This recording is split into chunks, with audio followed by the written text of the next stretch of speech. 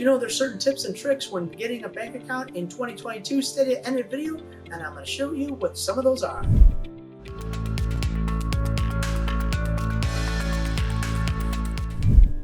Hi, I'm Phil from PDQ Merchant Enterprises and the ATM Mastermind group page, and we help hundreds of aspiring ATM business owners go from 0 ATMs to ATM Business Pro in as little as 30 days. Always remember, here at PDQ Merchant Enterprises and the ATM Mastermind group page, we buy your freedom by one transaction at a time. Without further ado, the top 5 tips and tricks to getting a business bank account in 2022. Alright, so when you're going to get a business bank account in 2022, one of the things you want to do is you want to bring your corporation papers. If you don't have corporation papers, what I suggest you do is first incorporate, either get your LLC or your S Corp. I'm a big fan of the S Corp. Some people are fans of the LLC. Either way, bring your corporation papers. Now, this doesn't necessarily mean that you can't get a business bank account without corporation papers, but it's very, very difficult. Banks want to see that you're incorporated. Banks want to see that you're a legitimate business owner. And if you're trying to get a business bank account set up on a personal account, especially in an ATM business, you're going to get shut down really fast. So what I suggest is you get incorporated, then you bring your corporation papers with your driver's license to the bank and sit down with a personal banker and discuss setting up a business bank account. Point number 2. Now you're sit down with the personal banker. You have your corporation paper. You're going to also bring a driver's license. And now you're going to explain to them that you are in the ATM business and what the ATM business is all about. They might throw words like MSB, which is money service business, into your general area. Make sure that you bring some documentation that explains what an MSB is. In that documentation and in that definition, it clearly states that the ATM business is not an MSB. Sometimes you will deal with a personal banker who doesn't understand this. They will throw this out to you, basically say, nope, we don't deal with money service business, and shoo you away. You got to assure them that, you know what, you are an ATM business, but you are not a money service business. A money service business actually sells currency. You do not sell currency, even though you're giving ATM money to the people or the cardholder. This is not considered a money service business. So if you're thinking about starting a profitable ATM business but didn't know where to start, stay to the end of the video. I will show you our checklist on how to start a profitable ATM business, even if you have 0 business experience. In this checklist, I will show you the 5 things you need to start a profitable ATM business so you can start earning passive income for your family. You will earn between $250 and $1,500 of passive income every single month. All right, let's get back to the video. Point number 3, always target smaller banks, savings and loans, local banks, credit unions. Stay away from the big 4 banks. Some of those banks are Bank of America, Chase, Wells Fargo, US Bank. Those banks have a history of shutting ATM businesses down and not even opening up ATM business. Phenomenal banks, but as far as the ATM business is concerned, they're just not ATM business friendly. So we stay away from them. I hear horror stories all the time of how somebody says, hey, I went with Bank of America, again, phenomenal bank, and then they open my account and 30 days later they shut me down. What do I do now? So again, we just avoid making that mistake at the beginning.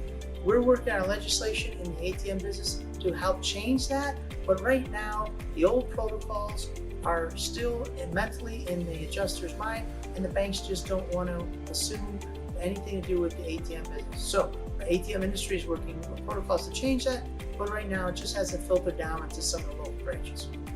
So just go with a local savings and loan, credit union, or local bank.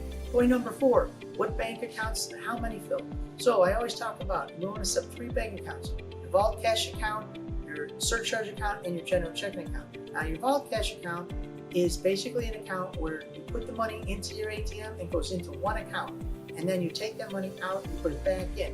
You want to make sure that that account is 100% transparent. If you're dealing with $10,000, you let the local banker know, hey, I'm dealing with $10,000. They're in all my ATMs in the bank. And then your surcharge is just your surcharge. That's just a convenience fee that the cardholders pay. That's how you make money in the ATM business. It goes into an account. And then your general checking account is where you write your checks and your in and out daily money for expenses.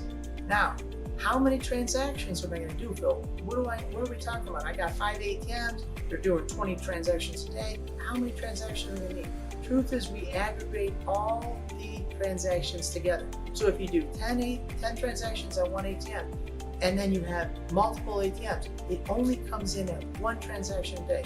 So most you're ever going to do is you're going to do 20 or 30 deposits, one a day for every day of the month is how many is going to go in, and then how many are you going to go out. You're going to the bank twice a week. That's 2 times 4, which is 4 weeks. There's 8 more transactions. That's 32 transactions. If you go 3 times a week, it's going to be 3 times 4. That's 12 transactions. So you're looking at 42 transactions. So just however many days you're going to be pulling out of the money out of the bank is going to be how many transactions. But for the most part, you're going to put 30 transactions in the bank account a month, no more. And point number 5 is this: what I always try to tell you guys is once you get that bank account, start building that relationship with that bank. You need to get a car loan. You know what? You're not buying brand new for a dealer. You know what? Go to that bank and see if you can cut a deal for a used car. If you have a house and you're going to look at refinancing, go try to refinance with that bank. If you're going to do a HELOC or another loan, you know what? Always do that with that local bank who's providing you with the ATM business. This will help ensure that you keep that business. Sometimes they get new managers. They look at different bank accounts, which ones are more taxing on them. And your ATM business is not something that banks even like to do, because you're constantly coming in and taking money in and out of the bank. Banks, you know what? The banks don't like that. It doesn't make sense to me, but that's what the bankers tell me. So you know what? Incorporate more loans. Bankers love loans, and that gets them excited. So try to keep getting loans with the bank. You know what? From time to time, maybe have a visit with your branch manager and just talk to them. Maybe take off lunch or something like that, because this relationship helps you keep the bank in case something goes sideways with maybe a new regulator coming in or a new president or something.